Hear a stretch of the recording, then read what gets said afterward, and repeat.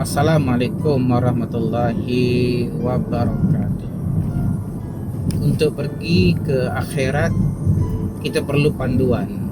Kalau di dunia ini kita pakai Waze. Untuk pergi akhirat kita perlu panduan, dan Waze-nya adalah Al-Quran. Dan satu orang manusia yang pernah pergi ke akhirat.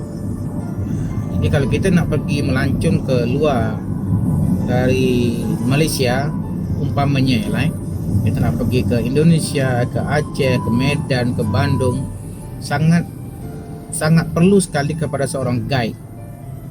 Guide ini mestilah seorang yang pernah sampai ke tempat itu. Kalau dia sendiri pun tak pernah sampai, macam mana dia nak bawa kita pergi ke sana? Macam mana dia nak tunjuk apa yang terjadi di takuban perahu, apa yang ada di sini, apa yang ada di situ. Jadi salah seorang paling tidak manusia di dunia ni yang pernah pergi ke akhirat, iaitu Nabi Muhammad sallallahu alaihi wasallam. Aneh kan? Akhirat tu belum berlaku tapi beliau sudah pergi. Itu Tuhan tidak pelik bagi Tuhan untuk buat begitu. Jadi Nabi Muhammad telah dipertunjukkan, dipertontonkan bagaimana akhirat, bagaimana nikmatnya di syurga, bagaimana azabnya kehidupan di neraka. Dan beliau balik bercerita kepada manusia, dan cerita beliau itu sampai dari mulut ke mulut. Jadi panduan kita untuk pergi akhirat adalah yang pertama Al-Quran, iaitu kalam Tuhan yang disampaikan melalui malaikat Jibril kepada beliau Nabi Muhammad sallallahu alaihi wasallam. Dan yang kedua adalah sunnah, itu diri beliau itu sendiri. Diri beliau itu sendiri yang telah melihat bagaimana kehidupan manusia di akhirat, yang ketika di dunianya begini, yang ketika di dunianya begini. Jadi apa pun yang kita buat di dunia ini ada efeknya. Dan salah satu ajaran Nabi kita adalah khairul umuri awsatuha. Dalam hidup ini apa-apa pun kita kena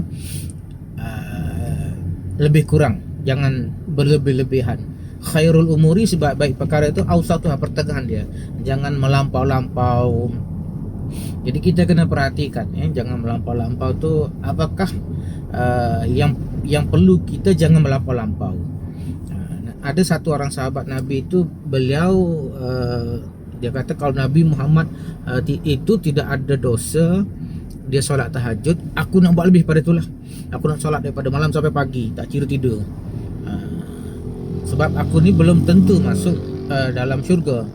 Betul, tapi Nabi melarang, sebab Nabi kata tubuhmu ada hak. Tubuh ini ada hak, dia nak berehat juga. Dia tak boleh bayang terus satu malaman penuh. Jadi apa-apa tu ausatuha. Ya bagus, solat tu memang dianjurkan, solat tahajud. Tapi kalau solat sepenuh tu dilarang oleh Nabi juga. Dilarang sepenuh-penuh malam, tiap-tiap malam. Dan ada sahabat lagi kata dia tak nak kahwin, dia kata sebab dia tak tahu bagaimana nasib dia di akhirat nanti. Lebih kurang gitulah hadisnya. Dan Nabi kata aku kahwin. Nabi menegah, dia tak nak kahwin, yang tak nak berhenti, nak solat terus menerus. Jadi waktu kerja, waktu cari makan, waktu mesyuarat, waktu ibadah. Jadi jangan kita fokus pada hal dunia semata-mata sampai kita abaikan akhirat.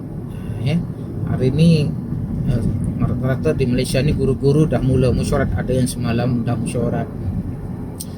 Jangan sampai mesyuarat, kerana pergi jauh mesyuarat sampai petang katakan ada kursus, lalu hari itu ABC, Allah bagi cuti. Bila masa Allah bagi cuti kalau mesyuarat? Tak adanya. Tak ada. Itu kita yang buat sendiri hukum. Dan as-salatu imaduddin, solat itu adalah tiang agama. Jadi siapa yang meninggalkan solat, man aqamaha faqad aqamaddin. Siapa yang mendirikan solat di dalam diri dia, maka dia telah mendirikan agama diri dia. Wa man hadamaha, dan siapa yang telah meruntuhkan solat, tidak solat, runtuh, faqad hadamaddin, maka dia telah meruntuhkan agama. Bukan agama Islam tu yang runtuh, tapi diri dia tu dah tak ada agama dah. Jadi sangat mudah untuk melihat orang itu beragama atau tidak. Solat tu je. Solat tu je. Jadi sehebat apapun kita, kalau pernah belajar ke luar negeri, sampai ke Mesir, ke England, ke mana-manalah, jangan tinggal solat. Sekaya apapun kita di dunia ini, ada duit 20,000 ataupun ratus ribu di bank, ataupun ada berjuta, jangan tinggal solat. Kalau anda sudah tinggal solat, walaupun anda kaya, harga anda tidak ada lagi. Anda tidak berharga lagi di sisi Tuhan. Di sisi manusia pun sama. Bagi saya, orang tidak solat itu sehebat apapun, kalau dia tidak punya Tuhan, tidak ada harga dia. Walaupun dia ada doktor, walaupun dia ada PhD, tak ada apa-apanya tu. Dia tu zero, kosong. Kalau dia dengan Tuhan, dia tak boleh jaga hubungan. Tuhan dia sendiri yang ciptakan diri dia, dia tak boleh jaga. Jadi as-salatu imaduddin, solat itu tiang agama.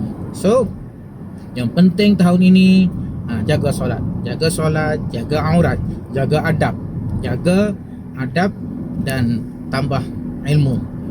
Tambah ilmu untuk hidup lebih baik. Karena ilmu lah yang mengangkat manusia dari nafsu amarah lawamah, meningkat naik ke atas ke nafsu mutmainnah, nafsu lawamah, bukan lawamah, mutmainnah, radiyah, mardiyah, kamilah ke atasnya, dan mulhamah, satu lagi mulhamah selepas mutmainnah. Jadi cari ilmu, tambah ilmu. Kat mana? Sekarang hari ini ilmu banyak, boleh dengar di YouTube, boleh cari di baca kitab-kitab tasawuf, kitab tasawuf itulah mendidik hati kita ini. Terima kasih yang mendengar wejangan hari ini. Assalamualaikum warahmatullahi wabarakatuh.